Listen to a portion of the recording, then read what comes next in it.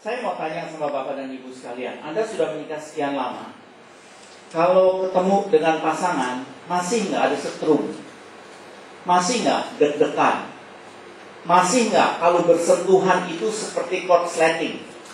Waktu dulu pacaran, kalau nggak sengaja pegang tangannya, seperti ada aliran listrik. Sekarang masih ada nggak? Apa sudah sekringnya putus? Udah nggak ada aliran listrik lagi. Dulu waktu saya masih pacaran, saya tinggal di Jakarta Selatan. Waktu itu calon istri saya, dia baru tiba di Indonesia dan dia indekos di Pluit. Dari Jakarta Selatan ke Pluit, satu hari saya bisa 5 kali bolak-balik nyupir sendiri. Kemarin ini kami sudah menikah 23 tahun. Kemarin ini ada satu saudara yang kebetulan tinggal di Pluit. Kami tinggal di Jakarta Selatan sekarang. Dan istri saya bilang, yuk kita nengokin saudara di Pluit. Saya bilang, saudaranya saya kirim mobil aja suruh datang kemari. Nggak mau, dulu 5 kali bolak-balik. Kenapa? Sudah tidak ada eksaltasi perasaan lagi. Kenapa sudah tidak ada emosi yang meletup-letup lagi? Ada yang bilang begini, kalau udah menikah lama, ibaratnya saya punya mobil Kijang katanya, tahun 1986. Jadi mobilnya umurnya 26 tahun. Mobil Kijang saya, Pak, dia bilang, saya parkirnya di halaman di bawah pohon jambu. Udah gak pernah dicuci lagi, udah gak pernah dioles-oles lagi, udah gak pernah diperhatiin lagi. Barang lama ngebosenin katanya. Saya setuju. Komputer lama kita sudah tidak sayang lagi. Motor lama, mobil lama kita sudah tidak sayang lagi. Tetapi dengar baik-baik saudara. Kadang-kadang saudara punya sahabat. Dan sahabat, saudara menikmati persahabatan itu. Saudara senang bertemu dengan dia. Saudara senang ngobrol dengan dia. Waktu saudara senang dengan seseorang, seharusnya saudara senang berada dekat dia. Kenapa? Kalau sudah menikah lama, tidak ada lagi gairah, tidak ada lagi tanda-tanda cinta di dalam rumah tangga kita. Ada yang kasih komentar lain begini, Pak Hongki, rumah tangga ibarat pohon, cinta ibarat bunga. Bunga lama-lama rontok. Betul, bunga lama-lama rontok. Tapi pohon yang sehat, keluar bunga terus. Kalau rumah tangga saudara sehat, cinta mesti ada terus. Ini namanya Maria dan Matius. Matthew adalah seorang gembala dari sebuah gereja di Amerika Serikat di dekat Memphis. Mereka sudah menikah 10 tahun. Dan satu hari anggota majelis masuk ke kantor dan dapatkan pendeta Matius ini ditembak dari depan. Keesokan harinya, istrinya yang namanya Maria ditangkap. Dan dia cerita, mereka bertengkar. Dan waktu mereka bertengkar, makin lama makin panas. Maria ambil shotgun. Kemudian dia todong suaminya. Kemudian dia bilang, saya tiba-tiba lupa diri. Dan dia tarik pelatut. Kena dada suaminya. Suaminya jatuh. Maria masih ambil sapu tangan, bersihkan mulut suaminya yang penuh dengan darah, dan masih minta maaf. Orang-orang bertanya, kenapa? Pendeta Matius adalah pendeta yang populer, orang baik, pasangan ini pasangan yang serasi. Maria kan ibu gembala, kok bisa-bisanya tembak suaminya? Dan di pengadilan, Maria memberikan kesaksian bahwa suaminya suka bentak. Suaminya memperlakukan dia dengan kasar selama 10 tahun, selalu kritik. Kalau ada masalah, dia selalu salah. Selama 10 tahun, Maria bilang, cinta sudah padam. Pertanyaan saya, kenapa? Kalau saudara menikah 10 tahun, 15 tahun, 20 tahun, cinta tidak ada lagi. Ada beberapa sebab. Sesudah saudara menikah 10 tahun, saudara menikah 15 tahun, maka kehidupan saudara penuh dengan aktivitas. Waktu baru menikah, lakukan. Bangun karier. urus anak, sekolahkan anak, cari sekolah, anak sakit ke dokter, antar jemput, les Mandarin, les piano, balet, kumon, aritmatika, belum lagi cari duit untuk masa depan, belum lagi pelayanan. Satu hari 24 jam rasanya kurang, karena pekerjaan begitu banyak, begitu menyita waktu. Buat urusan yang sehari-hari saja sudah tidak ada waktu. Mana ada lagi waktu untuk memelihara cinta? Mana ada lagi waktu untuk memperkaya relasi antara suami dan istri? Karena sibuk. Urusan ini urusan penting, saudara, tetapi ditempatkan di tempat paling belakang.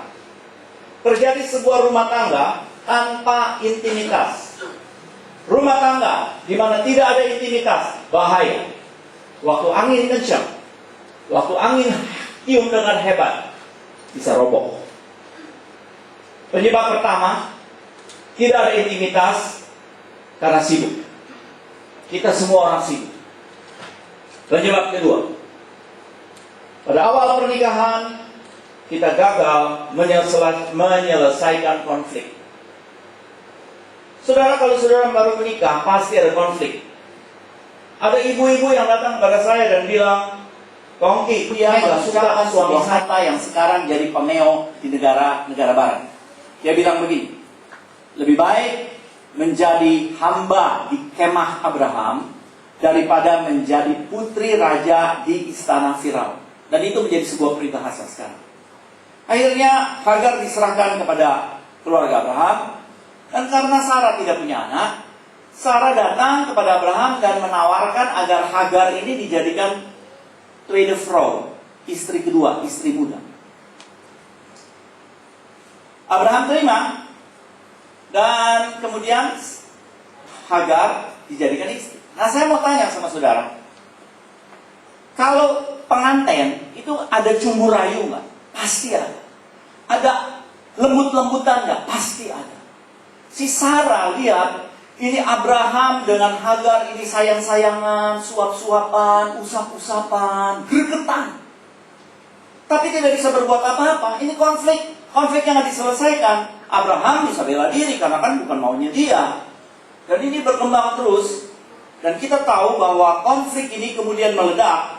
Banyak tahun kemudian, pada waktu Ishmael, anak daripada Abraham, sudah berusia 13 tahun. Alkitab dengan sangat jelas mengatakan bahwa satu waktu Ishmael bermain dengan putranya daripada Abraham, Abraham belakangan dapat anak. Kemudian timbullah kebencian di dalam hati Sarah. Nah, saudara, konflik ini tidak diselesaikan dan sekarang tiba-tiba Sarah bilang usir. Now listen carefully. Saudara pernah dapatkan pasangan suami istri yang selingkuh? Suami selingkuh? Kita kadang-kadang heran. Seorang suami dapatkan seorang istri yang cantik sekali, yang manis, yang pintar, kemudian main gila dengan seorang perempuan yang jelek, yang modelnya gak kelas, jauh sekali dibanding. Kita suka heran. Oke? Nah, itu kita tidak permasalahkan itu karena sebetulnya ada teorinya. Tetapi pertanyaan saya, kenapa kalau pasangan pria yang tergila-gila dengan seorang perempuan itu lama betul diputuskan? Pasangan selingkuh itu susah betul dipisahkan. Kenapa? Alasannya karena laki-laki itu adalah laki-laki baik. Dia orang baik. Dia dari kecil dibesarkan tidak punya pikiran nanti mau ceraiin orang. Tidak punya pikiran mau selingkuh. Dan waktu dia menikah kemudian dia selingkuh, kemudian dia betul-betul sayang sama selingkuhan ini. Dia timbul belas kasihan sama selingkuhannya ini. Dan pada waktu harus diputuskan, dia susah untuk putuskan karena dia udah kadung sayang. Ada satu keterikatan emosional yang amat dalam. Demikian juga dengan Abraham. Abraham punya anak, right hand man, anak pertama, laki-laki. Memang itu anak dari istri kedua, tetapi etis itu anak laki-laki. Untuk satu etis di Timur Tengah ini sangat penting. Dan sekarang harus diusir. Ini problem besar, saudara. Kenapa? Konfliknya tidak diselesaikan dari awal. Ini penyebab kedua. Penyebab pertama, tidak ada waktu. Penyebab kedua, konflik tidak diselesaikan. Dan penyebab ketiga adalah pada awal pernikahan, pasangan-pasangan ini gagal mencari cara kreatif untuk memperkaya relasi. Mereka tidak memiliki kreativitas untuk membuat pernikahannya menyenangkan. Kerja, pulang kerja, baca koran, makan malam, nonton TV, tidur. Besok kerja lagi. Pulang, nonton TV, tidur. Terus terjadilah satu rutinitas. Relasi suami dan istri harus dipupuk, harus diperbarui, harus dikasih vitamin. Tidak semua orang kreatif. Kita kenal 10 hukum Taurat, the Ten Commandments. Sebetulnya dalam pernikahan juga ada 10 hukum Taurat. Kedua, diharapkan pasangan suami dan istri secara teratur memiliki hubungan fisik, hubungan intim yang teratur. Kita seringkali salah kaprah sebenarnya. Kita bilang mood dulu baru hubungan. Enggak, salah. Hubungan dulu baru mood. Kok bisa begitu? Sebab kalau saudara berharap sama mood, kalau 2 tahun nggak ada mood, 2 tahun nggak ada hubungan. Tapi kalau saudara sudah membiasakan untuk punya, bapak-bapak senang ini, sudah punya hubungan yang teratur, tubuh bisa diatur. Tadi saya ngomong sama Pak Markus cerita beliau diet, saya juga diet, saudara. Saya turun 13 kilo.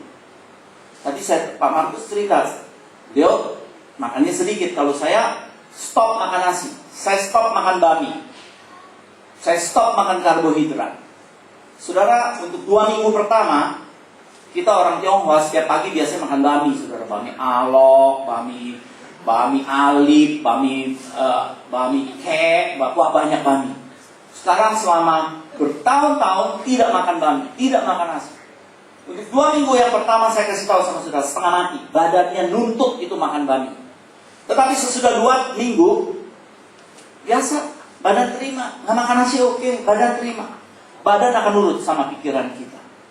Jadi kalau saudara, hukum Taurat yang kedua katakan, memilikilah hubungan fisik, hubungan intim yang teratur. Harus bikin hubungan yang teratur. Jangan menunggu mood baru ada hubungan. Yang ketiga, komunikasi harus terbuka. Gak bisa sembunyi-sembunyian. 63% daripada wanita itu kepingin untuk periksa handphone suami. 63%. Dan ada 47% daripada suami yang pengen untuk periksa BlackBerry atau handphone istri. Ini sebetulnya bisa diatasi dengan komunikasi yang terbuka. Gak ada sembunyi-sembunyian. Keempat, jalan pegangan tangan. Kalau Anda berdua jalan pegangan tangan, jangan bajai. Jangan kalau cuma naik tangga di gereja. Ada peluk, ada cium. Saya suka menyarankan laki-laki untuk A, B, C, D, buang A-nya. B, C, D. B adalah bag, barang. Kalau istri keluar dari supermarket bawa banyak barang, bapak-bapak tenteng itu barang. Bag. C bicara tentang chair, kursi. Kalau istri mau duduk, tarik tuh kursi supaya dia ada ruangan lega. Kemudian dorong tuh kursi supaya dia bisa duduk. Jangan udah ditarik, tambah tarik lagi, jatuh. D bicara tentang door, pintu. Bapak-bapak, buka pintu untuk istri. Kalau turun keluar dari gereja, bukain pintu. Turun dari mobil, bukain pintu. B, C, D. Di kulit ibu-ibu ada satu hormon yang namanya hormon oksitosin. Hormon oksitosin pada perempuan itu 10 kali lebih banyak dari hormon oksitosin pada laki. Hormon oksitosin membuat seorang wanita merasa senang untuk disentuh, merasa senang untuk dipegang. Jadi ibu-ibu lagi stres, bapak-bapak, kalau ibu-ibu lagi susah, lagi banyak beban berat, peluk mereka, pegang mereka, usap mereka. Tapi bapak-bapak tidak punya oksitosin. Jadi kalau bapak-bapak lagi stres, ibu-ibu jangan dipegang. Laki-laki kalau stres biasanya dia duduk di depan televisi dengan remote yang cetat. Itu sambil cetat-cetat pikirannya jalan. Itu orang stres. Laki-laki stres begitu. Nanti lagi stres begitu, lagi asik dengan remote, jangan ibu-ibu samperin dari belakang terus, halo sayang. Dia kaget, dia marah. Apa sih pegang-pegang bikin kaget? Tapi kalau ibu-ibu, oksitosin, peluk Pak, sentuh, jamah dia. Saya bicara di satu kelompok yang sudah lebih tua dari saudara. Waktu pulang mereka bilang, saya setuju Pak Uki. Laki-laki harus sering menyentuh wanita. Cara menyentuhnya begini. Pijit. Encourage. Nomor 5, omong yang positif. Omong yang tidak kritik. Nomor 6, puji pasanganmu di depan orang lain. Di satu gereja, sesudah kebaktian, seorang wanita datang kepada saya, nangis, dan dia bilang, Pak Ongki, saya dengar omongan suami saya, sama dikasih berlian 3 karat, saya lebih senang dengar omongan suami saya. Saya langsung pasang kuping, sebab istri saya juga suka berlian. Ini dibilang lebih suka dengar omongan daripada berlian. Apa itu? Dia saya tanya, what did he say? Dia ngomong apa? Dia bilang begini, itu pintu gereja seperti pintu saudara, cuma ditutup. Jadi artinya tidak bisa tembus pandang. Nah, suami ada di luar, istri ada di dalam. Suami nggak tahu bahwa istri lagi nguping. Dan suami ini cerita sama teman-temannya, dia tahu istri dia jago loh, dia punya babi kucai, nggak ada yang kalahin loh. Dia punya makanan aram-aram enak betul. Terus dia kalau urus anak-anak hebat tuh, semuanya rapi, nggak ada hitam-hitam di kuping, semua rapi, semua bagus. Dan soal duit, kalau awal bulan saya kasih dia satyau, dan dia mesti bayar listrik, bayar pembantu, bayar gas, bayar segala macam. Akhir bulan saya tanya sama dia, Ma, awal bulan dia kasih dia 3 juta, habis bulan dia punya berapa? Dia hitung duit, dia bilang, Pak, kamu kasih saya 3 juta awal bulan, akhir bulan uangnya sisa 7 juta. Dia bilang, wah, hebat, pintar. Nah, istri ini, dia dengar suami ngomong seperti itu, dia nangis. Dia nangis. Sebab apa? Suami nggak pernah ngomong sama dia sesuatu yang manis. Yang diomongin oleh suami adalah sayur asamnya sepak, nasinya perak, sambalnya nggak rendang. Ngomongnya negatif. Hukum Taurat yang ke-6 katakan puji pasangan di depan orang lain. Nomor 8, ampuni. Nomor 9, pergi liburan berdua. Jangan ajak mertua, jangan ajak anak-anak, jangan ajak gembala, pergi berduaan. Nomor 9, jaga kesehatan sendiri. Babi panggang enak, tapi jangan makan sekilo bapak-bapak. Enak, kambing kintek makan kintek. Nomor 10, hiduplah takut akan Tuhan. Ini 10 hukum Taurat dalam pernikahan. Nah, tanda-tanda cinta akan meningkat waktu masalah-masalah saudara selesai.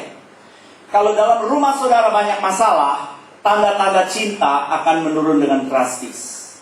Bila dalam pernikahan ada banyak hal menyenangkan, tanda-tanda cinta akan kelihatan banyak. Bagaimana mengatasi problem? Ada 3 cara mengatasi problem ini. Yang pertama adalah mengubah kenapa begini menjadi memang begini. Ini yang pertama. Dengarkan baik-baik. Saya dibesarkan dalam rumah tangga yang teratur. Dari kecil saya diajar untuk selalu neat, untuk aturan itu diikuti. Kalau tunggu giliran tunggu, jangan langgar peraturan.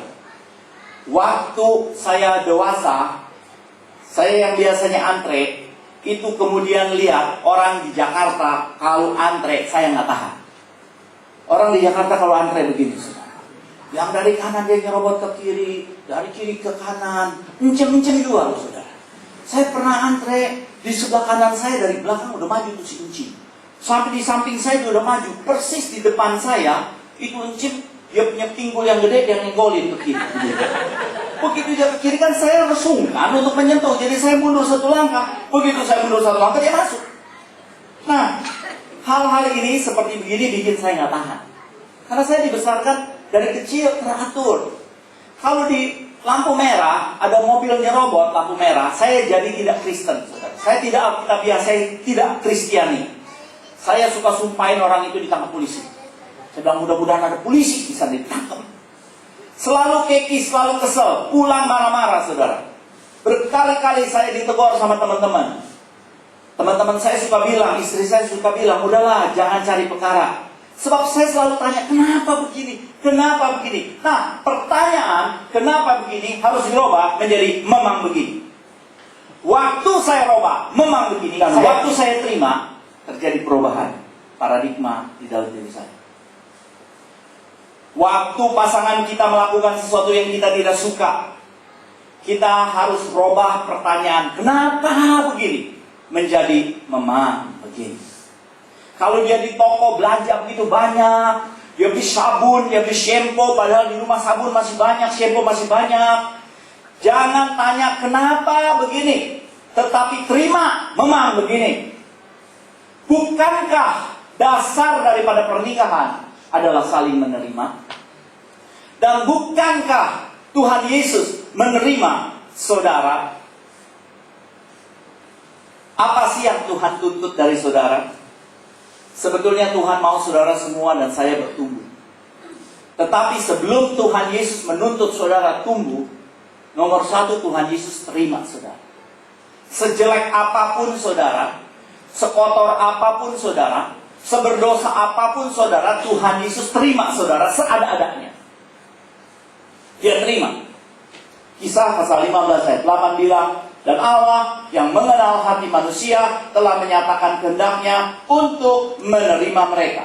Oleh sebab itu kata Rasul Paulus, terimalah satu yang akan yang lain, sama seperti Kristus telah menerima kita. Dalam prakteknya saudara, pada waktu saudara menerima seadanya, maka tuntutan saudara tidak akan jadi keras, tetapi terasa nyaman.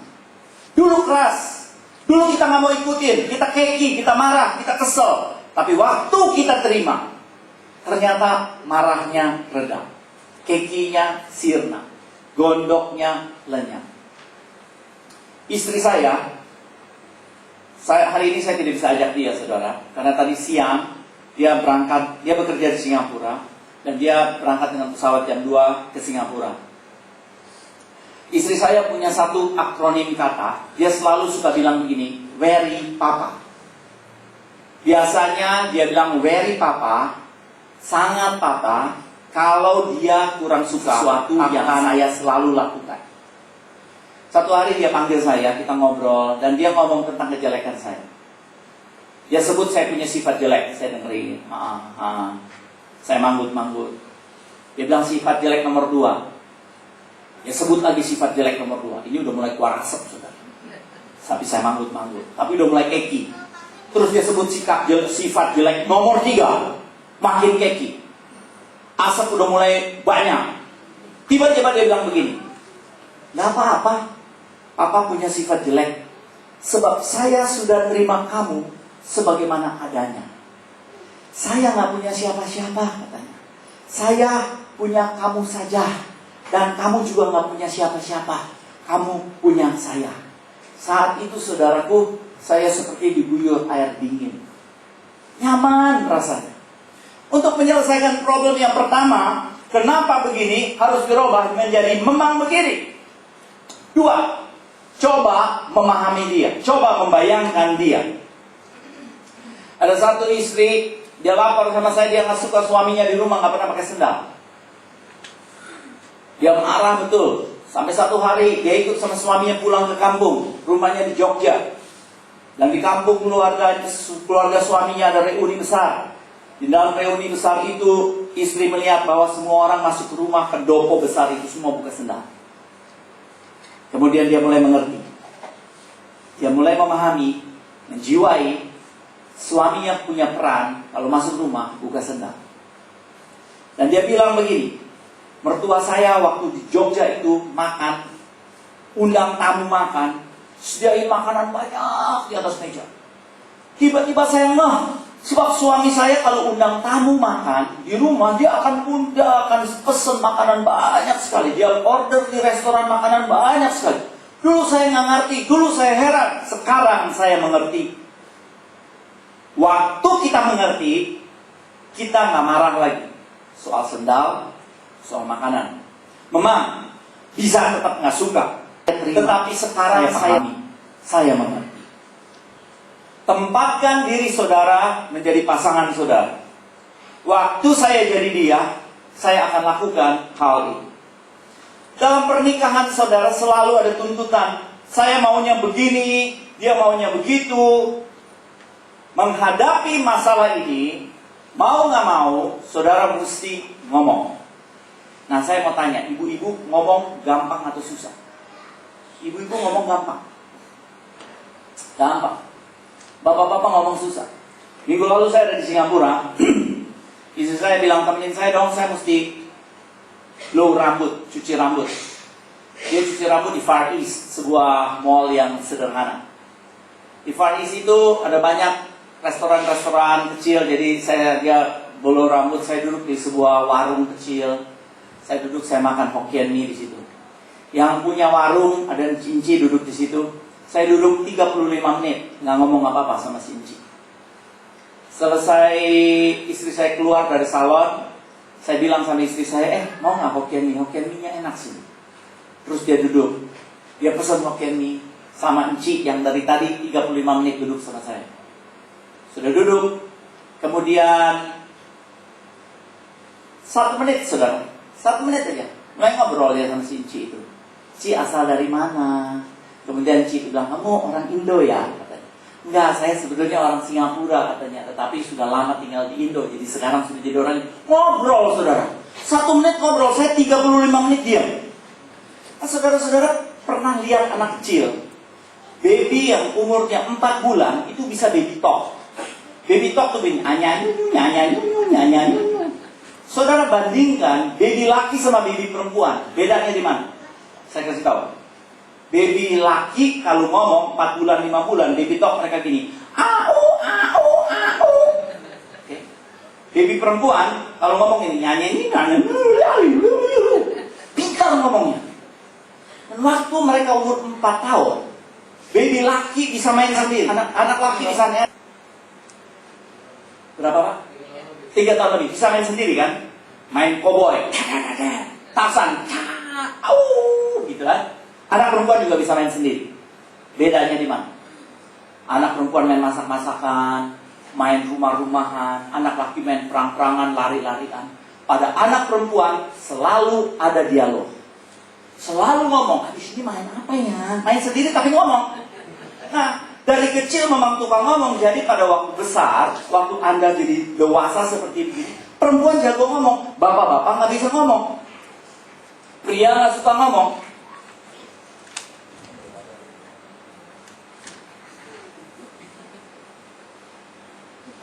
Baby perempuan, kalau bapak dan ibu perhatikan, itu lebih banyak senyum. Kita samperin dia, dia ketawa. Dia senyum, dia ketawa, dia nyengir. Baby laki,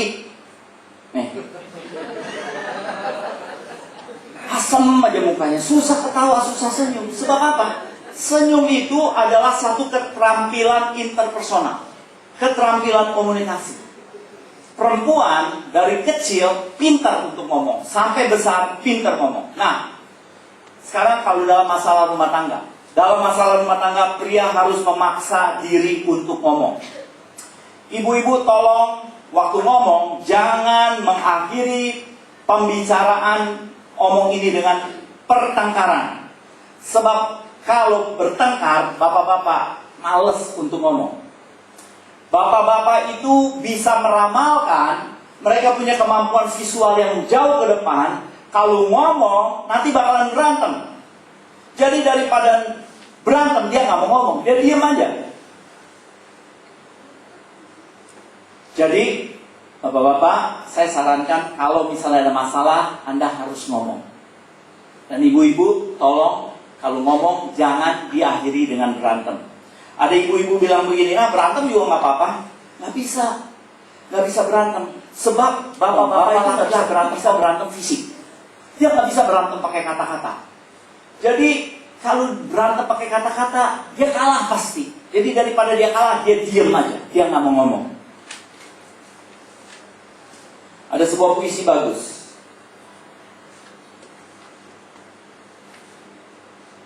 Oke, seorang wanita bilang, aku mau jadi bunga. Bunga paling indah di dunia. Pria bilang, aku mau jadi matahari saja. Bunga nggak ngerti, kenapa pria mau jadi matahari? Maunya bunga, pria itu Kalau wanita bilang dia jadi bunga, pria itu jadilah kupu-kupu, jadilah capung yang menikmati bunga. Saya mau jadi bunga, dia mau jadi matahari. Wanita bilang, aku mau jadi bulan. Pria tetap bilang, aku mau jadi matahari. Wanita bingung, bulan ada di waktu malam, matahari ada di waktu siang, kan gak bisa kumpul. Tapi pria tetap mau jadi matahari. Wanita bilang, aku mau jadi burung Raja Wali, membumbung tinggi. Dan pria bilang, aku tetap mau jadi matahari. Wanita sedih, kecewa dan marah. Aku sudah berubah 3 kali. Pria keras kepala, selalu konsisten mau jadi matahari, tidak mau berubah, tidak mau bina hubungan, tidak mau usaha. Wanita mau pergi dah, merasa tidak disayang. Pria merenung melihat matahari. Dia ingin menjadi matahari agar bunga bisa hidup terus. Bukankah matahari memberikan sinarnya agar bunga bisa berkembang dan mekar dengan cantik? Pada waktu bu istri mau menjadi bulan, pria tetap mau menjadi matahari. Sebab bulan merefleksikan sinar matahari. Bulan nggak punya sinar, terima sinar matahari. Matahari rela memberikan kemuliaannya kepada bulan. Waktu semua orang mengagumi rembulan, gak ada yang ingat matahari. Waktu wanita mau menjadi Raja Wali terbang tinggi, pria tetap mau jadi matahari, agar burung Raja Wali bisa pergi setiap melayang, mau tidak dicegah. Inilah kasih tanpa pamrih, pengorbanan dan cinta. Puisi ini ditulis laki-laki, pasti ibu-ibu. Tapi saya mau kasih tahu, kita harus mengerti, dia punya permasalahan sendiri. Dan laki-laki, saya mau kasih tahu, kalau saja Anda ngomong, dia akan mengerti. Masalahnya bapak-bapak nggak mau ngomong. Terakhir, yang pertama, mengapa begini jadi begini? Kedua, mengerti dia. Kemudian ngomong. Terakhir, ubah pembicaraan tidak enak dengan memberikan pesan saya tahu menjadi tolong beritahu. Saya tahu itu defensif, bela diri. Tolong beritahu, reseptif, terima. Saya tahu, saya nggak salah. Saya nggak ada masalah. Saya mungkin ada masalah, tapi kamu nggak usah kasih tahu saya. Tapi tolong beritahu, saya punya masalah. Beritahu masalah saya. Tolong bantu menyelesaikan masalah saya. Dengan perkataan lain, rendah hati. Bapak-bapak, Anda ini untuk rendah hati susah. 2 menit lagi saya selesai. Kenapa Anda untuk rendah hati susah? Karena Anda selalu punya ego yang besar. Oleh sebab itu, satu ayat di dalam Efesus pasal 4 bilang begini, hendaklah kamu ramah seorang terhadap yang lain, penuh kasih mesra dan saling mengampuni, sebagaimana Allah di dalam Kristus telah mengampuni. Saya mau kasih tahu, untuk menjalankan ini, saudara harus merendahkan diri. Ini bukan lip service. Ini bukan omong doang. Ayat terakhir. Pada akhirnya, kalau bukan Tuhan yang menjaga rumah tangga saudara, sia-sia.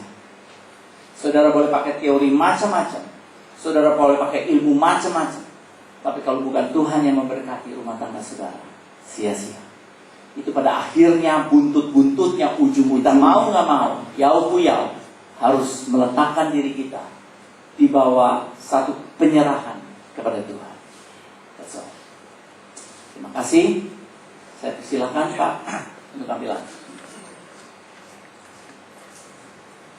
Ya, 30 menit pertama kita sudah terima penjelasan dari Pak Ongki. Mungkin untuk kita pengen tahu gitu ya, kira-kira apa sih yang sudah terjadi buat pasangan-pasangan keluarga yang sudah menikah berapa tahun, 10 tahun, lebih dari 10 tahun. Kira-kira apa yang dialami selama kurun waktu sedemikian lama Bapak Ibu menikah. Kita akan buat forum ini jadi forum diskusi. Ya, ada beberapa pasangan yang kita akan undang untuk sharing buat kita. Mungkin nanti akan dibantu oleh Pak Ongki. Ya, ada 3 pasangan. Ya, pertama kita undang pasangan Bapak Ibu Pramono Cincin. Ya, boleh ambil tempat di depan. Yang kedua Bapak Ibu Obed Endang. Yang ketiga Bapak Ibu Om Matius dan Nanda Sumi. Ya, nanti Pak Ongki akan bantu kita karena tema kita kali ini kan adalah keluarga Kristen yang diberkati. Tadi kita sudah dapat penjelasan panjang lebar apa yang harus dilakukan masing-masing pihak, suami dan istri. Dan butut-bututnya tadi di akhir sudah dikatakan rumah tangga ini harus dikembalikan kepada Tuhan ya. Karena Tuhan sendiri akan menyempurnakan rumah tangga ini untuk kita diberkati. Nah, kita akan dengarkan kelanjutan dari sharing ini. Saya undang 3 Bapak Ibu yang tadi saya sebutkan boleh duduk di depan. Mungkin di aturnya posisinya lebih ini agak miring main kayak Kita gandengan tangan nih. Jokowi.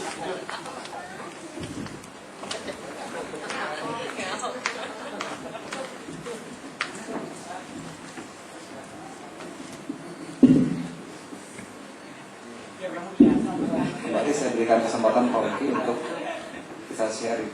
Oke. Mereka ngomong dulu Pak. Ya, cerita aja. Oke. Ini nanti akan dipandu Pak Ongki mungkin tadi Pak Obed menikah udah 12 tahun ya. Benar ya? Kalau Pramono udah Hampir 5 tahun. hampir 5 tahun ya. Kalau Matius 30 tahun ya.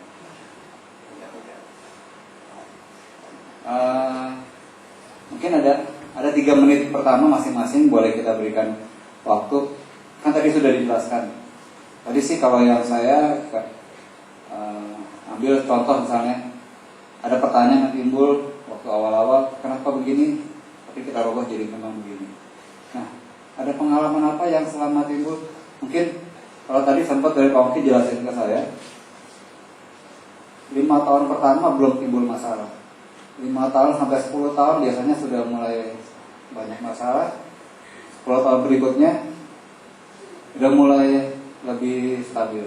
Nah, kira-kira sharing dari masing-masing apa yang dialami selama ini.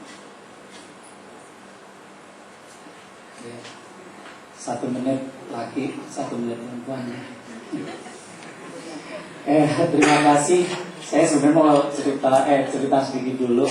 Saya mungkin punya latar belakang berdua ini dengan kedua orang tua yang tanda kutip nggak bisa jadi contoh untuk berkeluarga gitu. Mungkin dari saya dan kalau istri saya karena perbedaan agama dari orang tua, 2 bapaknya agama lain, ibunya sama gitu. Mungkin tanda kutip itu pelajaran yang saya alami karena di keluarga saya punya kedua orang tua itu enggak, ya tadi saya bilang tadi seperti itu. Tapi puji nama Tuhan kalau sampai saat ini 12 tahun kami dapat menjalani, 12 tahun kami berumah tangga, 8 tahun kami berpacaran, jadi 20 tahun kami bersama-sama. Pernah saya ditanya apakah pacaran 8 tahun pernah putus nyambung. Saya pernah cerita saya nggak pernah putus 8 tahun. Apa karena sama-sama nggak laku gitu, jadi cuma 1. Terus kalau tadi dibilang, saya tadi terus ditanya, apa pernah ada konflik? Kayaknya 12 tahun tuh nggak pernah. Istri saya nggak pernah kasar, cuma protes-protes sedikit aja, tapi nggak pernah ada istilahnya konflik yang fatal bagi keluarga. Itu nggak ada seperti itu, Pak. Tapi cuma tadi saya dapat belajar itu banyak orang-orang yang jadi contoh gitu ya. Jadi contoh bagi saya dan istri. Misalkan apa aja saya punya bukan idola ya. Sedikit saya belajar dari keluarga-keluarga yang sudah ada. Ada beberapa yang menjadi contoh bagi kami karena kedua orang tua yang istilahnya nggak jadi contoh itu. Misalkan seperti di sini, maaf saya sangat berterima kasih punya Bapak Gembala di sini. banyak hal saya belajar dari keluarga itu gitu. Walaupun sedikit banyak belajar dari Bapak Gembala, Ibu Gembala, dan saya juga belajar dari Bapak Ibu Gembala saya di kampung, pendeta saya di sana. Mereka bisa menjalani itu, saya banyak belajarnya dari situ gitu contohnya. Jadi komplek gak ada, terus apa lagi tadi? Itu aja sih sedikit bisa saya ceritakan buat rekan-rekan. Mungkin dari istri 1 menit.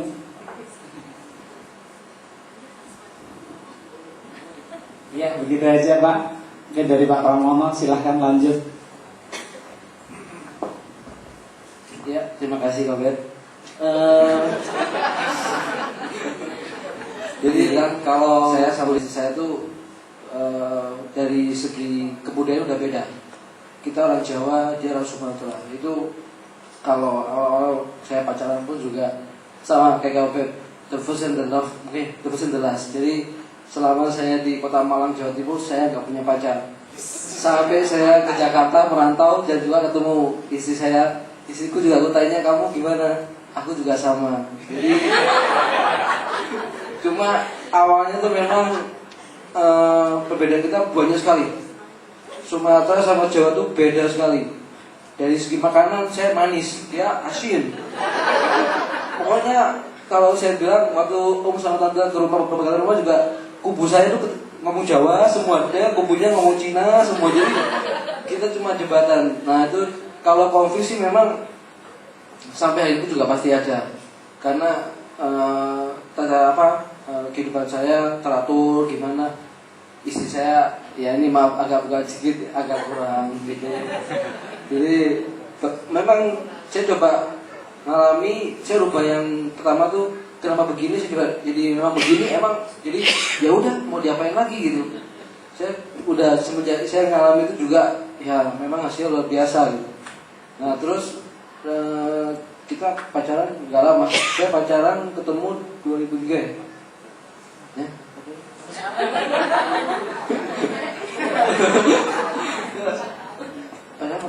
Oh iya, kita pacaran 4 tahun. Cuma syaratnya banyak tuh sama dia tuh. Mau nikahnya harus beli rumah dulu. Jadi kamu kalau mau nikah sama saya harus punya rumah dulu. Jadi maksudnya bagus sih untuk masa depan saya. Semuanya bagus. Cuma intinya ya bersyukur aja. Yang penting sama-sama terus berdua aja. Suka duka jalannya sama-sama. Itu ya dari saya. Terima kasih.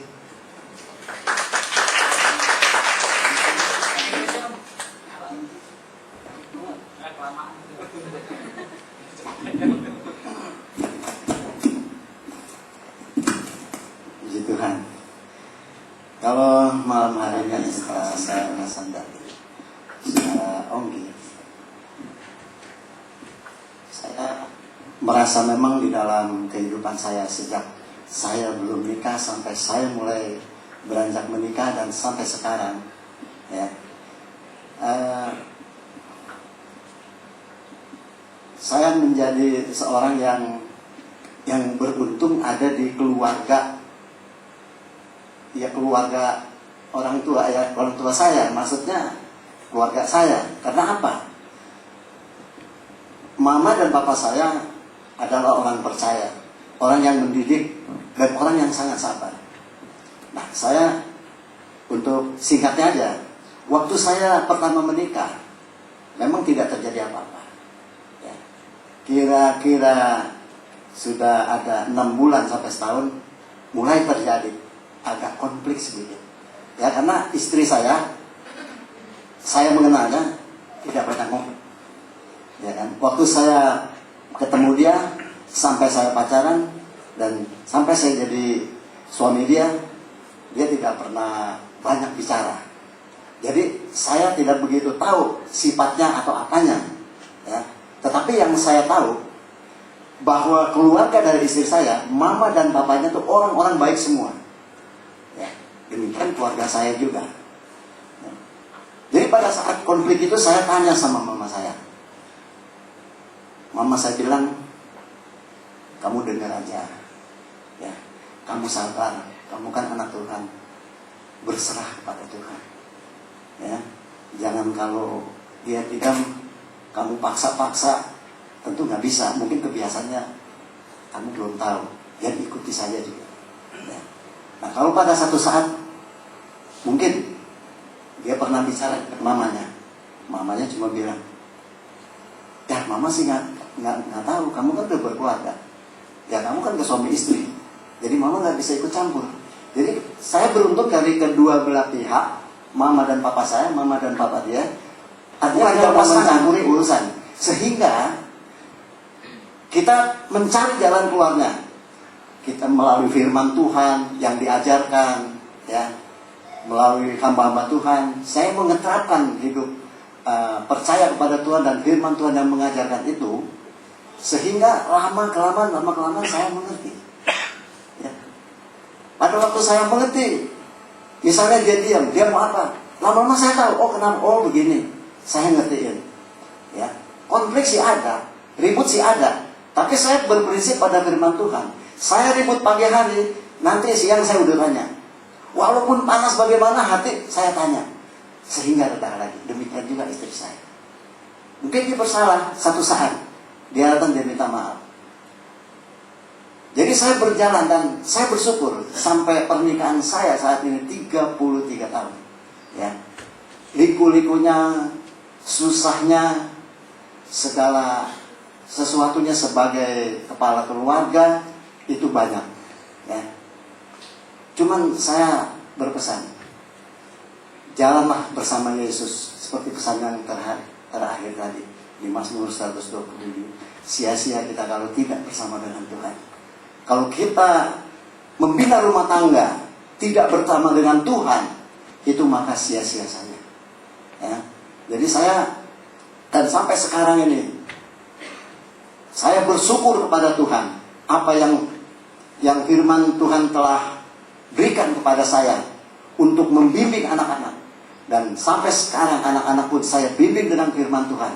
Dan saya merasa berterima kasih kepada Tuhan dan ya mungkin dengan keluarga-keluarga yang lain, dengan pembimbing-pembimbing di kaum muda, dengan Bapak dan Ibu Gembala yang membimbing anak saya, dan saya juga membimbing sehingga dia boleh menjadi pelayan-pelayan Tuhan hingga saat ini. Dan mereka penuh pengertian, ya. Apapun sedikit yang misalnya ada sesuatu gesekan-gesekan, kita selesaikan dengan kita berdiskusi di rumah. Kita bicara dengan baik. Oh begini, ya, bikin mesbah keluarga. Nah, ini yang saya alami selama 33 tahun itu. Memang masalah-masalah kritis itu ada, ya. Tapi itulah keuntungan kita sebagai orang yang percaya. Firman Tuhan membimbing kita supaya kita berharap pada firman Tuhan, dan kenyataannya sampai saat ini saya boleh merasakan susah, senang, dan saya merasa bahagia. Sedikit pun kita berjanji tidak akan meninggalkan Tuhan, sebab Tuhan itu yang hidup. Sebab sampai saat ini walaupun kita tidak lihat, kita bisa rasakan di dalam keluarga ada Yesus yang memberikan damai sejahtera bagi kita semua. Nah, inilah sedikit penjelasan saya pada saudara, ya. Jadi jangan dikira kita baik-baik saja, apa tidak ada konflik, ada. Tapi baguslah kalau pada malam hari ini kita mendengarkan penjelasan dari Bapak Ongki, sehingga kita boleh ke depannya kita boleh menjadi orang-orang yang baik di dalam Tuhan, orang-orang yang sukses, ya, orang-orang yang tidak pernah tegang di dalam rumah tangga. Ya, terima kasih. Kita berikan applause buat tiga keluarga ini. Ada satu pertanyaan saya buat Pak Ongki. Ongki, pertama kan tadi saya tadi dengarkan di penjelasan, katanya pria itu lebih susah bicara daripada perempuan. Tapi kalau kita dengar hari ini yang lebih banyak bicara pria. Ya, apakah teorinya berlawanan daripada praktek? Yang kedua, apakah kalau kita dengar kan lebih banyak penjelasan dari pria, apakah ini kita lihat wanita-wanitanya lebih tertekan daripada, sehingga nggak berani ngomong di sini. Mungkin saya nggak bisa pancing, mungkin Pak Ongki yang bisa pancing. Ya. Terima kasih banyak. Ini tiga pasangan yang manis, yang menyolok Bapak dan Ibu saudara sekalian. Yang menyolok adalah dari Pak Obed dan Pak Matius punya satu persamaan.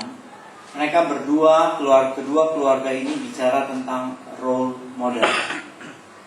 bicara tentang contoh yang mereka terima dari orang lain. Tadi Pak Obed yang namanya, Bapak dan Ibu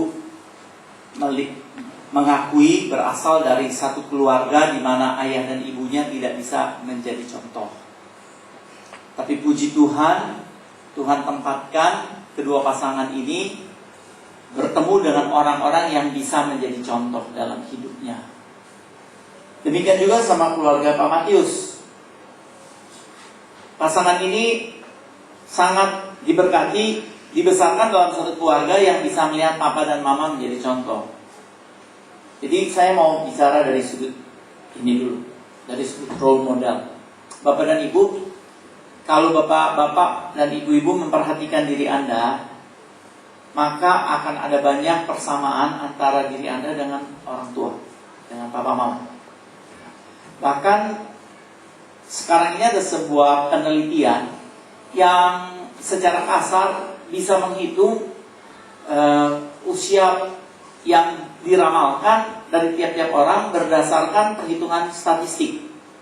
Jadi biasanya ditanya ayahnya kalau meninggal usia berapa, ibunya meninggal usia berapa, kemudian kakek dari pihak ayah, kakek dari pihak ibu, dan itu semua dijumlahkan kemudian dibagi rata dengan catatan tidak ada kecelakaan. Kemudian didapatkan sebuah angka yang katanya angka harapan hidup seseorang. Ya, tentu ada faktor-faktor lain yang, tapi yang menarik di sini adalah bahwa kalau Bapak dan Ibu memperhatikan diri Anda, maka Bapak dan Ibu itu mirip seperti Papa. Mukanya mirip. Selain daripada mirip seperti Papa, seperti Mama, juga cara ngajarnya sama. Waktu saya masih kecil, Papa saya suka kasih saya makanan, saya nggak mau. Kemudian Papa selalu bilang gini, makan. Kalau nggak enak, pulangin duitnya. Saya nggak lihat ada logika di situ, tetapi dia selalu bilang gini, makan. Kalau nggak enak, pulangin duitnya. Itu nggak logis, saudara. Waktu saya punya anak, saya suruh anak saya makan, dia bilang, I don't like it, Papa. Saya nggak suka. Saya nggak suka. Kalau nggak enak, pulangin duitnya. Saya ngomong persis seperti Bapak saya ngomong. Saya mengajar anak sama seperti ayah saya mengajar saya. Nah di sini kita bicara tentang role model. Mengerti bahwa anak-anak Bapak dan Ibu akan belajar banyak dari Bapak dan Ibu. Sama seperti Pak Obed belajar daripada bukan bapak mamanya, tetapi dari orang-orang yang diidolakan. Demikian juga Pak Matius bersama dengan istrinya berasal dari satu keluarga di mana mereka belajar dari orang tuanya. Nomor satu, Bapak Ibu, Anda berkhotbah di rumah bukan dengan kata-kata. Anda berkhotbah dengan perbuatan. Saya tiap minggu khotbah, tetapi yang tahu saya persis itu istri dan anak-anak saya. Oleh sebab itu, saya harus jaga betul-betul supaya perbuatan saya dengan perkataan saya di rumah jangan beda, juga di luar jangan beda. Kita pernah membuat sebuah penelitian. Kenapa di Indonesia anak pendeta banyak yang ngaco? Statistik mengatakan bahwa anak pendeta yang ngaco jumlahnya cukup besar, cukup signifikan. Kemudian diteliti kenapa? Ada 3 sebab. Sebab yang pertama adalah karena anak pendeta seringkali melihat bapaknya khotbah A melakukannya B. Nomor 2, bapaknya begitu sibuk melayani orang, tidak punya waktu untuk melayani anak-anak. Kemudian alasan yang ketiga yang diambil adalah alasan yang agak rohani, adalah bahwa seorang ayah diharapkan untuk bukan saja mendoakan jemaatnya, bukan saja mendoakan pelayanannya, tetapi juga banyak menangis di depan Tuhan untuk anak-anaknya. Oke? Tapi dari sini kita melihat bahwa pasangan keluarga Pak Obed, pasangan Pak Matius adalah pasangan-pasangan yang menggambarkan kepada kita berapa pentingnya role model. Kalau anak-anak Anda mau sukses, Anda harus hidup takut Tuhan. Kalau Anda takut Tuhan, anak-anak Anda akan takut Tuhan. Kalau Anda memperlihatkan dalam kehidupan satu kehidupan rumah tangga yang hormat dan takut kepada Allah, anak-anak akan besar dengan hormat dan takut kepada Allah. Saya kenal Matius dari sekolah. Waktu kita di SMP, kita satu SMP sama-sama. Dia anak Badung, saudara. Dia anak Badung. Tapi di balik kebadungannya ini, ada sesuatu yang rem dia. Nah, khusus tentang role model. Saya mau bicara tentang keluarga Pak Pramono, Jawa dan Sumatera. Ini problem. Orang Jawa kawin sama orang Sunda bisa berantem. Orang Sundanya, wanita Sunda bilang sama suaminya, "Pak, sebentar malam di kelurahan ada orkes." Suaminya orang Jawa bilang, "Band." Istrinya bilang, "Bukan band, orkes." Suaminya orang Jawa bilang, "Band." "Orkes, band." Kata suaminya, "Orkes, band." Berantem. Karena orang Jawa bilang band kan, ya udah, itulah. Ini bisa berantem. Problem semantik. Tionghoa Toto, Jawa, campuran. Problem besar. Istri saya orang Singapura. Tidak pernah dalam hidupnya dia waktu masih tinggal sama orang tua itu cium. Saya ke Belanda-Belandaan, biasa cium adik, cium tante, ketemu orang cium pipi, cipiki, cipika. Mertua saya baru datang dari Singapura ke Jakarta, saya mau cium, dia lari. Problem. Tapi sekarang masih problem, pelan-pelan. Sudah menikah berapa lama, Pak? 5 tahun, pelan-pelan. Karena kan ada 10 year age. 10 tahun pernikahan, banyak gatelnya, banyak gergetannya. Mungkin benar, mungkin gak benar. Untuk banyak orang 10 tahun kehidupan pernikahan pertama manis. Tapi ada 10 tahun kehidupan pernikahan yang penuh dengan gejolak. Gak apa-apa, jalani terus kehidupan pernikahan itu. Yang penting kita punya sumber yang sama. Saya suka ditanya sama orang, "Pak Ongki, kenapa sih gak setuju kalau orang Kristen gak boleh kawin sama orang Islam atau gak boleh kawin sama orang Buddha? Apakah agama Kristen lebih baik dari agama Buddha? Apakah agama Kristen lebih baik dari agama Islam?" Saya selalu jawab, agama Kristen tidak lebih baik dari agama Buddha. Agama Kristen tidak lebih baik dari agama lain. Tetapi seorang Kristen, pada waktu dia susah, dia lari kepada Yesus. Orang yang beragama lain, waktu susah, dia tidak lari sama Yesus. Dan itu masalahnya, bukan agamanya, tetapi sumbernya. Pada waktu kita ada problem, kita cari Tuhan Yesus. Kalau orang Buddha kan gak cari Tuhan Yesus, orang Islam gak cari Tuhan Yesus, orang Hindu gak cari Tuhan Yesus. Sehingga pasti problemnya tidak akan selesai. Saya mau tanya sama Pak Obed, sama Ibu. Apa untuk Ibu yang Ibu tidak suka dari Pak Obed?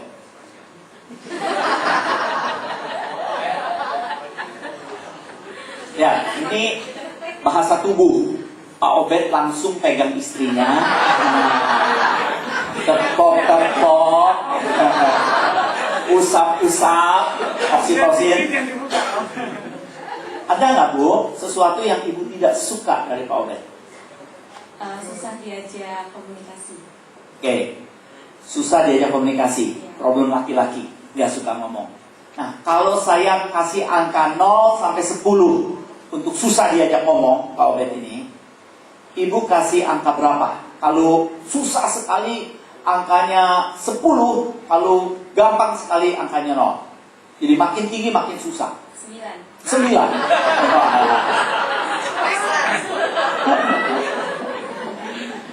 Pak Obed, Bapak merasa atau tidak bahwa tidak bicara, tidak mau membuka diri, tidak ngomong, itu merupakan problem? Selama ini sih belum sadar, Pak. Belum sadar. Ada seorang pria dan seorang istri datang pada saya. Istrinya bilang gini, "Pak, suami saya nggak sayang sama saya." Jadi saya konfrontasi sama suaminya. Saya datang pada bapaknya, tanya, "Pak, Ibu bilang Bapak udah nggak sayang sama Ibu."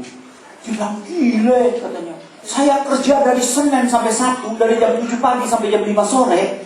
Dari Senin sampai Sabtu itu buat siapa? Buat istri. Kerja mati-matian buat siapa? Buat istri." Dia nyolot. Suami sayang pada istri, tapi istri tidak tahu suami sayang kepada dia. Kenapa? Karena suami gak pernah bilang sama istri, "I love you."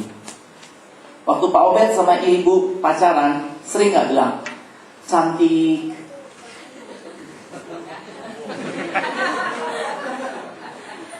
Saya percaya waktu masih pacaran, ngomongnya manis-manis ya Bu. Tapi sekarang sudah menikah berapa lama? 12 tahun. Masih nggak Bapak sama Ibu makan pakai lilin? Pegang-pegangan tangan. Masih kalau mati lampu lah.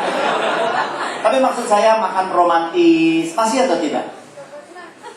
Tidak. Ibu pergi ke mall, sama Bapak pergi ke mall, beda. Saya, Pak Matius, Pak Pramono, Pak Obed, kalau kami pergi ke mall, kami punya goal. Goal kami, beli sepatu.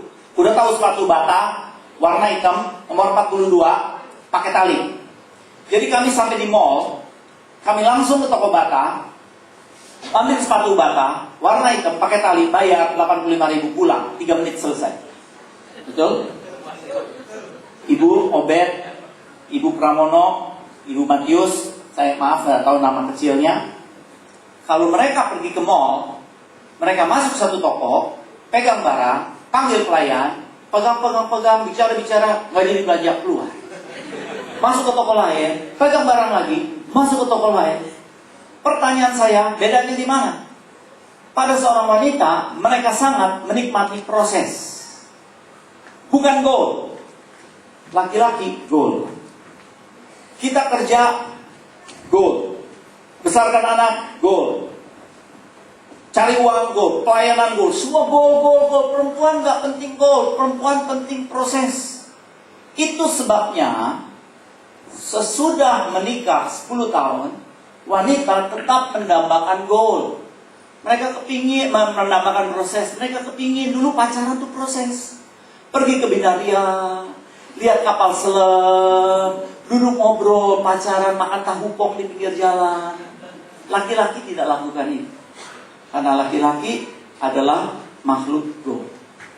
Kalau kita mengerti itu, maka saya bisa juga mengatakan kepada Pak Obed, Pak Obed, kalau Bapak sedikit lebih banyak ngomong, sedikit lebih mengerti tentang proses, kan tadi kita bicara, melihat dari pandangan dia. Saya percaya kehidupan pernikahan sekarang sudah manis, pasti manis, kelihatan kedua-duanya pasangan yang manis. Kalau ada lakukan ini, pasti lebih manis lagi. Bicara, laki-laki memang susah untuk bicara, tapi dalam satu kehidupan pernikahan, laki-laki harus bicara. Kalau toh tidak bicara, laki-laki harus mendengar. Seorang wanita, seorang laki-laki pakai logika. Perempuan nggak pakai logika. Itu sebabnya laki-laki bilang aku pikir, perempuan bilang aku rasa. Laki pakai otak, perempuan pakai emosi, perasaan. Seorang laki akan selalu berpikir logika, dan kelihatan ketiga beliau ini pakai logika. Oleh sebab itu Pak, mereka yang bicara. Karena ini forum yang logis. Jadi yang emosi belakangan. Jadi bukan karena wanita nggak pintar ngomong, enggak. Tapi ini soal logika.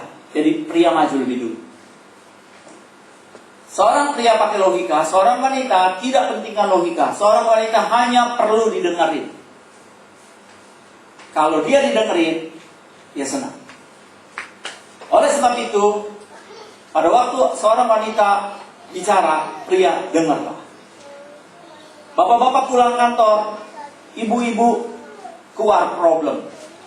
Tadi bocor, tadi mertua jatuh ke got, tadi anak panas, tadi listrik putus, sekring putus. Itu problem-problem. Laki marah. Kenapa laki marah? Karena seorang laki-laki pada waktu digerondong dengan macam-macam problem, mereka merasa kepemimpinannya dipertanyakan.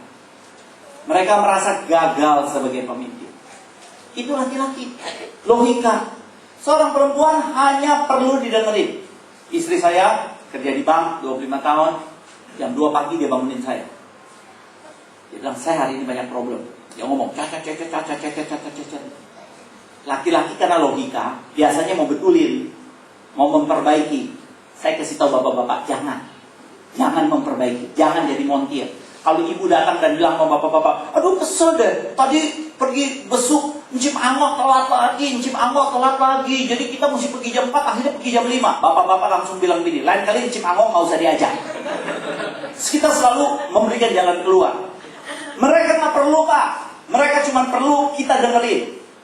Nah, jam 2 pagi, dia bangun, dia saya udah pengen nih, begini, tapi diem aja. Kemudian dia udah cacat, saya gini, oh ya, dia ngomong terus. Jam 3 pagi, dia selesai ngomong, dia bilang gini, lega, dia bilang, tidur katanya. Saya jam 3 udah gak bisa tidur, saudara. Tapi gak berantem. Jadi Pak, Ibu bilang, Bapak tidak bicara. Oke, kalau toh memang orangnya tidak suka bicara, mungkin baik untuk mendengarkan Ibu bicara. Bicaralah seperti, oh ya, bisa kan Pak? Ikuti saya. Oh ya, Bapak. Oh. Kalau Bapak dan Ibu pergi ke seorang psikiater atau seorang psikolog klinis berobat, maka kami selalu menangani Anda ngomong. Ibu-ibu ngomong, kita cuma biasanya nangis. Nah, semua psikiater dan semua psikolog klinis punya tisu. Kalau mereka nangis dikasih tisu. Terus, oh ya, udah. Kita punya berapa teknik supaya dia ngomong terus. Salah satu teknik adalah kalimat terakhir. Kalau dia berhenti ngomong, kata terakhir kita ulang. Misalnya dia bilang, suami saya jahat, saya keki. Terus dia diem aja gitu. Kita kan mau dia ngomong, jadi kita bilang, keki ya Bu. Dia pasti, iya betul saya keki. Dia panjangin lagi gitu. Sudah selesai ngomong 3/4 jam, dia gini, nangis ngomong terus dia gini, lega katanya. Nah waktu dia lega, emosinya sudah hilang. Kita cuma ngomong sedikit, terus iya betul Pak, tadi nggak terasa Pak. Kemudian terima kasih Pak. Bayar dulu loh. Jadi Bapak dan Ibu, Bapak nggak suka bicara, no problem. Tapi hari ini kita pulang dari tempat ini, satu, mendengarkan istri. Suruh dia ngomong. Laki-laki bilang, bosan dengerin dia ngomong. Betul, bosan. Tapi ibu nggak bosan. Jadi dengerin ngomong. Sekarang saya ingin tanya sama Pak Matius, karena ibu nggak ada, saya tanya sama Matius. Bapak berasal dari satu keluarga Kristen baik, ibu satu keluarga Kristen baik. Saya ingin tanya ibu, apa kekurangan yang ibu rasa sangat menyolok ada pada Pak Matius?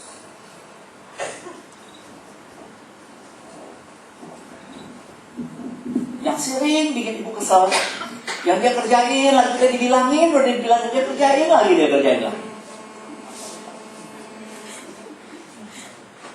Suka nggak mau disalahin gitu. Nggak mau disalahin. Bener gitu. Oke. Kalau saya minta ibu memberi angka dari 0 sampai 10, ya. Berapa angkanya? 6. Oke. Sekarang Pak Matius tahu nggak bahwa ada orangnya Auban? Kepala batu. Ya kira-kira kayak begitulah. Jadi Bapak bisa setuju bahwa Bapak orangnya kepala batu Auban. Auban tahu ya Pak ya? Kepala batu, nggak bisa diomongin, maunya sendiri. Tadi kita bicara tentang saya tahu, tetapi kita rubah menjadi tolong beri saya tahu. Jadi mungkin di dalam hal ini, dalam pembicaraan Bapak dengan Ibu, mungkin Bapak sekali-sekali harus bilang sama Ibu, tolong kasih tahu supaya saya nggak auban. Dan tentu ya namanya Pak Matius udah jadi besi, udah keras saudara-saudara. Udah bukan aspal lembek lagi. Susah untuk dirubah Ibu. Karena tidak bisa merubah orang. Ibu tidak bisa merubah Pak Matius. Pak Matius itu sudah auban, ya begitulah adanya. Selamat menikmati dia punya auban. Ya, tapi ibu bisa curang. Bagaimana caranya curang? Main curang begini. Ibu masuk kamar, berdoa kepada Tuhan, minta Roh Kudus ubah obatnya. Itu yang bisa dilakukan. Kita tidak bisa merubah orang. Kalau suami kita modelnya udah seperti begini, tidak bisa berubah kecuali dia mau berubah. Kecuali dia sampai pada satu kesadaran bahwa dia harus berubah. Tapi kita tidak bisa merubah dia. Tetapi Roh Kudus bisa. Roh Kudus bisa. Oleh sebab itu Bapak dan Ibu, jangan berharap pasanganmu berubah. Cuman dalam forum seperti begini bagus sekali.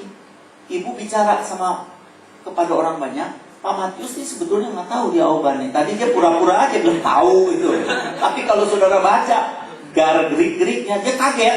Waktu dibilang obat, tahu, gitu ya. Dalam forum seperti ini baik. Kemudian beliau menjadi tahu bahwa saya dianggap kepala batu. Dengan demikian, apa yang sebetulnya terbaik di sini? Komunikasi, ngomong. Cuman ada satu syarat untuk ngomong. Jangan ngomong pada waktu Anda marah. Pada waktu Anda marah, jangan ngomong. Sesudah Anda reda marahnya, boleh ngomong. Dalam satu pernikahan harus ngomong. Cuman seperti yang tadi saya katakan, pria-pria tidak mau ngomong. Oleh sebab itu bapak-bapak di tempat ini mulailah untuk berbicara.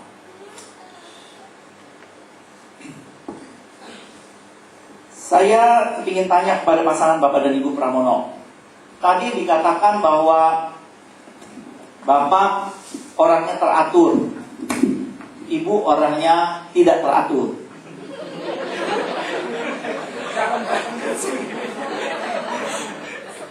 Yakin ya? Goyang kepalanya, yakin betul. Kalau dikasih angka Pak, Ibu tidak teraturnya dari 0 sampai 10. 10 paling tidak teratur, 0 paling teratur. Angka berapa Pak? Sebenarnya sih 10 sebenarnya. Cuma kan tadi pulang bareng. Jadi kasih 7 aja.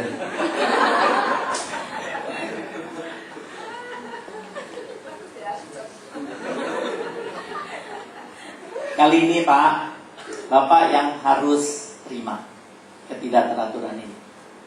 Tetapi Ibu juga tahu bahwa ketidakteraturan ini merupakan sesuatu yang sebetulnya agak mengganggu Bapak. Sehingga ini orangnya terlalu, maksudnya mandi jam 5, mesti jam 5 mandi gitu. Kan di rumah rame gitu kan, ada adik-adikku. Dia suka berantem soal adik gitu. Hanya adik kamu urusin nih, mandi jam 5 mesti gitu. Ini terakhirnya begitu. Pak Pramono, saya boleh salaman sama Bapak. Saya orang yang sama seperti Bapak. Contoh yang tadi saya berikan, kita orang yang teratur.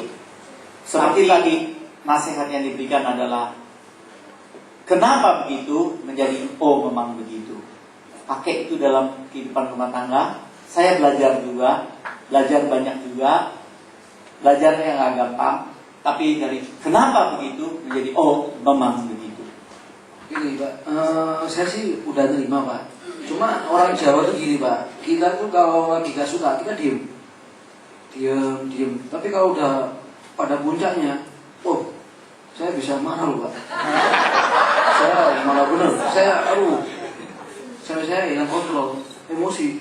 Karena saya nggak begitu, keluar semua, jadinya keluar semua, kejauhan saya keluar.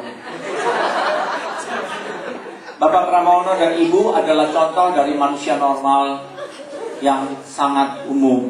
Orang bisa marah, orang bisa tidak suka. Tetapi ini adalah sesuatu dinamika dalam pernikahan kalian. Anda berdua baru menikah 5 tahun.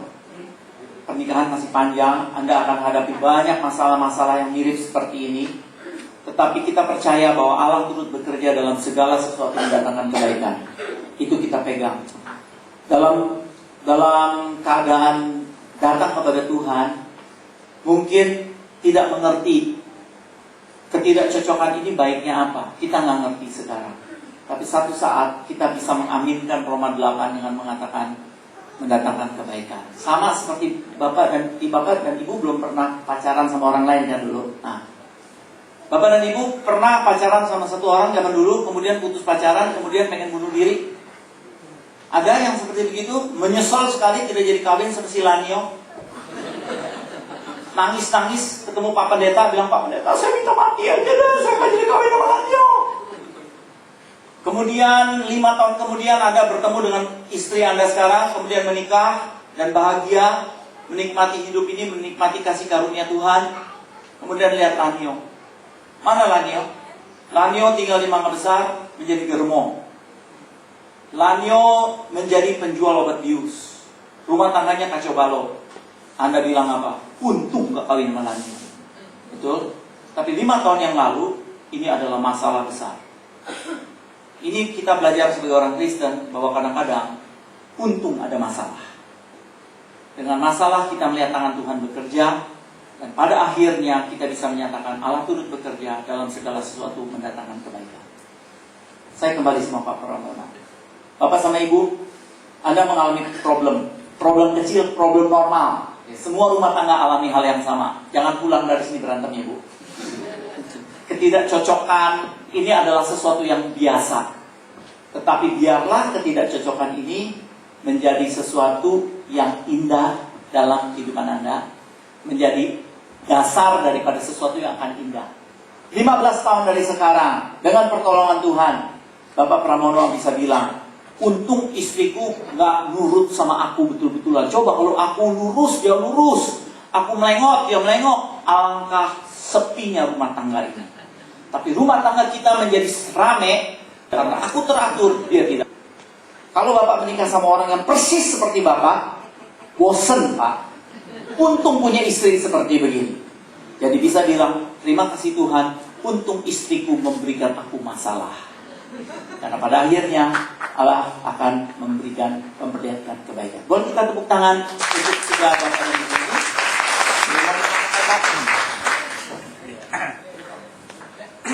Ya, boleh kembali ke tempat. Mungkin ada, kan kita lihat di sini ada beberapa pasangan yang hadir. Ada yang berani sharing, kira-kira pernah ternyata pernah ngalamin hal yang sama dari ketiga pasangan yang kita lihat di depan ini. Nah, ada volunteer Pak.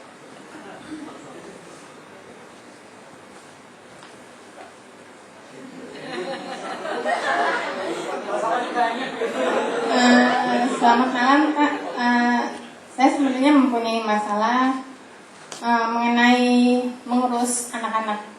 Sebenarnya kan anak-anak kan tanggung jawab kita berdua. Tapi dalam kehidupan rumah tangga saya ngerasa anak-anak itu apa-apa saya gitu. Jadi dari pagi sampai malam, kalau anak-anak mau ada keperluan apa, pasti yang dicari maminya gitu. Jarang sekali anak-anak cari papinya gitu. Dan saya ngerasa dari pendidikan, keperluan anak-anak, itu tanggung jawab saya penuh gitu. Yang saya tahu suami saya mungkin udah melaksanakan tanggung jawabnya secara nafkah gitu ya. Tapi saya ngerasa kurang dalam segi yang lain kurang gitu. Maksudnya secara penuh ke anak-anak gitu. Mungkin masalah obat-obat aja mungkin nggak tahu gitu kan. Anak-anak kelas 2 apa atau kelas 3 apa juga nggak tahu gitu kan. Mungkin tahu itu mah. Ya itu, saya cuma ngerasa dari pagi sampai malam anak-anak itu tanggung jawab saya gitu. Jadi saya ngerasa itu masalah juga buat saya karena dari 3 anak laki-laki, saya merasa kepala saya kadang-kadang mau pecah gitu. Tiap hari kita berantem lah, entah keperluannya ini, keperluannya itu yang dicari nih gitu, yang dicari.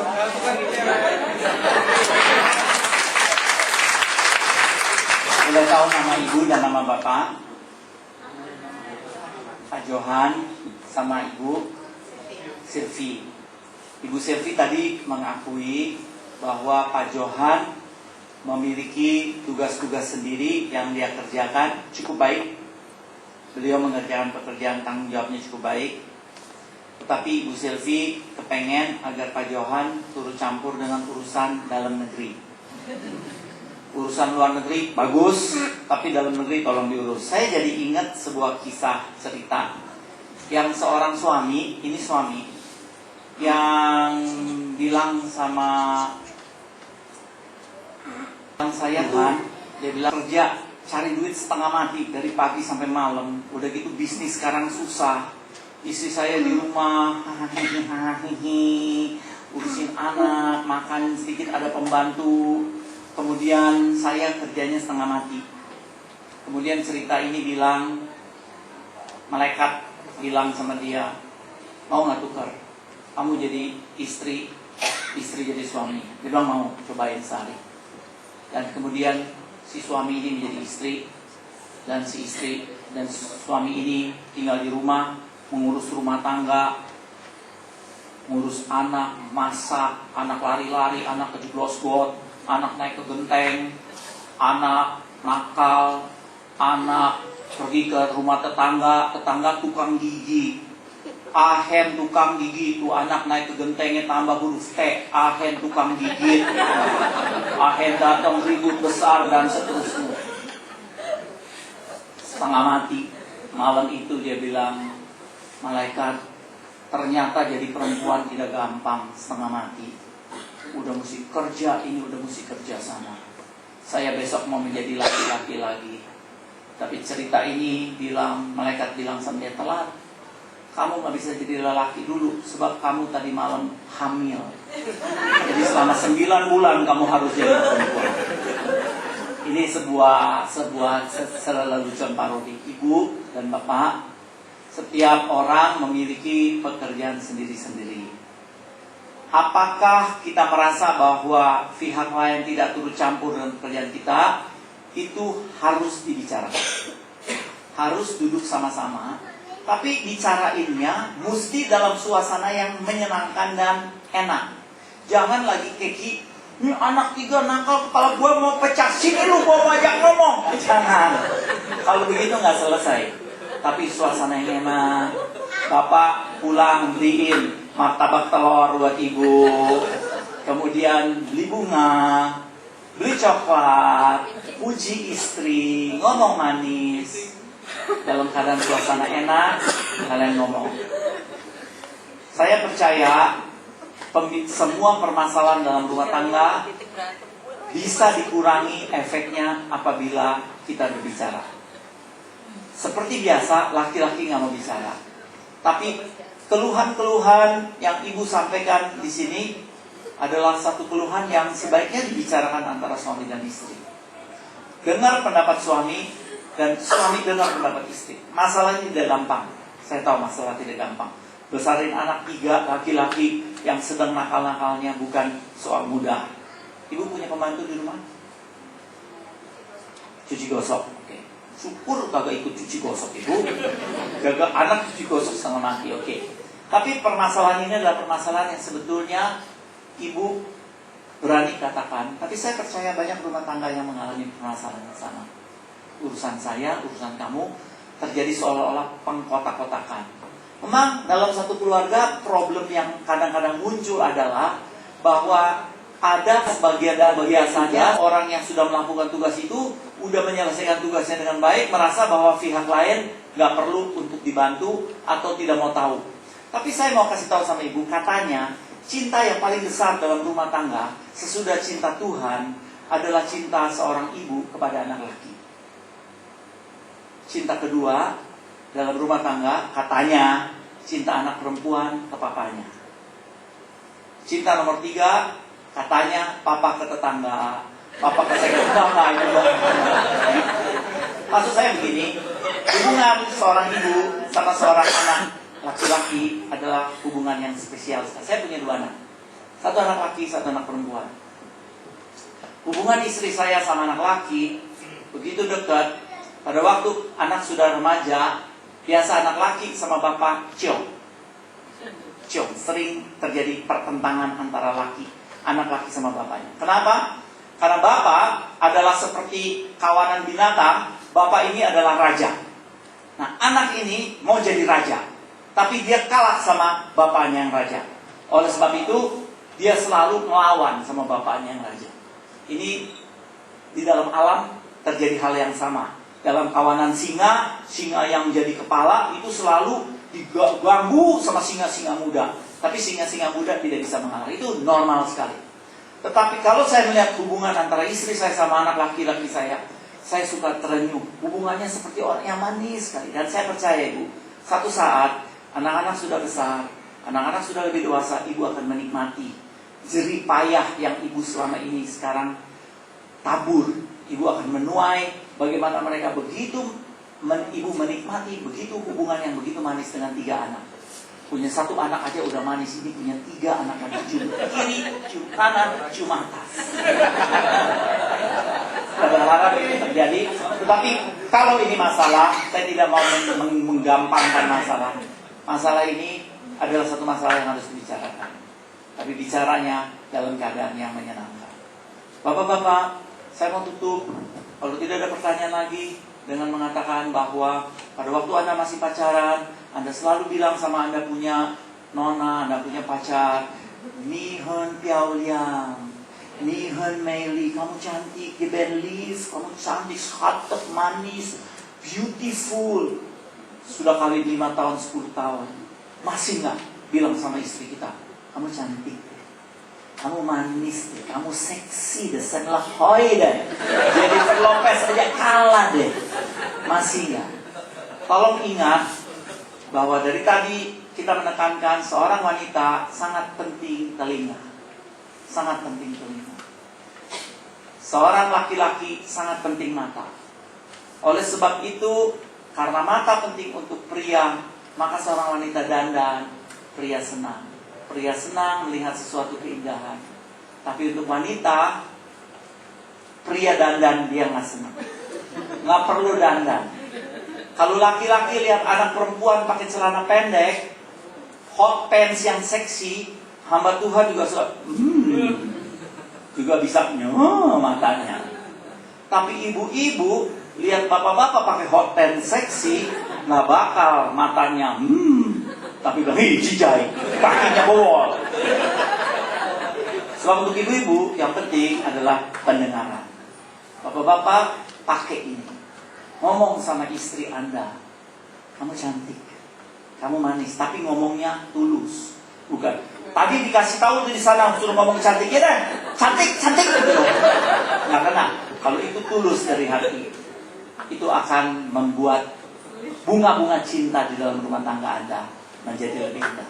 Pulang dari tempat ini, beli coklat Silver Queen, kasih kepada istri dan bilang, aku memberi engkau anak cantik. Saya mau tutup dengan sebuah kisah terakhir.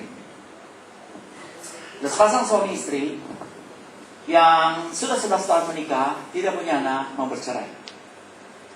Suami datang dan istrinya datang kepada seorang konselor dan bilang, kami mau cerai. Konselor tanya, kenapa? Pulang malam, suami saya tuh kalau saya nggak masak, dia pulang dia mau makan. Saya nggak masak, dia marah. Nanti kalau saya masak, dia pulang dia nggak makan. Saya yang marah. Suami saya pendiam, nggak pernah mau ngomong. Diam aja, lagi kesel diam, lagi senang diam, nggak pernah mau ngomong. Suami punya banyak problem tentang istrinya. Dia bilang istrinya begini, kami mau cerai, nggak cocok lagi. Konselor bilang kalau mau cerai jangan datang kepada konselor. Habis datang kemana? Catatan sipil sana kalau mau cerai. Tapi begini kata konselor itu, saya mau tanya sama bapak dan ibu, duduk di sini ya, bapak duduk sini, ibu duduk di sini. Coba bapak tolong sebutkan 5 hal yang membuat bapak dulu jatuh cinta sama ibu. Dan ibu tolong tulis 5 hal yang membuat ibu dulu jatuh cinta sama bapak. Ini kertas, dikasih 1 folio, tulis. Si ibu ini bilang 5, 1 juga nggak ada. Dia bilang. Dan dia duduk di sana, dia bilang, apaan? Orangnya diam, orangnya busuk mulut, mukanya busuk, nggak pernah ngomong manis. Kata konselor, tulis yang manis. Ya karena mesti tulis yang manis, dia duduk di pojok sana, suaminya duduk di pojok sini. Dia lihat suaminya marah, suaminya bilang, saya datang kemari minta nasihat, bukan mau diperlakukan seperti anak taman kanak-kanak. Tapi konselor bilang, lakukan deh 5 yang membuat engkau jatuh cinta. Jadi suaminya tangannya begini. Dan istrinya lihat tangan suaminya. Terus dia bilang, aku tahu. Aku dulu naksir dia Karena tangannya itu berbulu, dia bilang. Nomor 1, tangannya berbulu. Terus karena tangannya begini, kalau laki-laki tangannya begini kelihatan lebih gede tangannya. Ketekan jadi setirnya kelihatan. Dia bilang, nomor 2, tangannya kuat. Dan memang orangnya kuat, nomor 3. Karena saya dulu tinggal di Taman Sari. Di depan rumah saya banyak abang becak. Kalau saya keluar dari rumah saya ke depan gang, itu tukang becak suka ngeledekin, amoy, sini moy, gitu ya. Tapi kalau saya jalan sama pacar saya merasa terlindung dan merasa aman karena dia kuat, tukang becak nggak berani ngomong. Dan kalau kami naik becak, dia bilang, dia akan mempersilahkan saya naik lebih dulu. Dia sangat gentleman, dia pegangin tangan saya. Kami duduk di becak, dan kemudian dia giniin saya, dan rasanya nyaman dan aman dalam lindungan pelukan dia. Dan orangnya memang gak banyak bicara. Dan orangnya bertanggung jawab. Dan 17 biji. Tadi disuruh tulis 1 aja gak ada. 17 biji. Demikian juga dengan pria ini. Dia bisa mendapatkan banyak hal. Kemudian kedua pasangan ini diajak ngomong baik-baik. Karena kadang-kadang kita tidak melihat indahnya pasangan kita. Kita tidak bisa melihat alasan kita bersyukur mendapatkan dia. Yang kita lihat jelek saja. Jadi Bapak dan Ibu, pulang dari tempat sini, berterima kasih kepada Tuhan bahwa Tuhan sudah memberikan Anda jodohmu. Pasanganmu itu adalah jodohmu. Jangan cari jodoh di tempat lain, sebab itu jodoh yang Tuhan berikan kepada saudara. Dan bersyukur karena pasti ada banyak hal-hal yang indah yang ada di dalam dia, yang seringkali kita nggak ngeh, kita nggak sadar. Tuhan memberkati Bapak dan Ibu sekalian.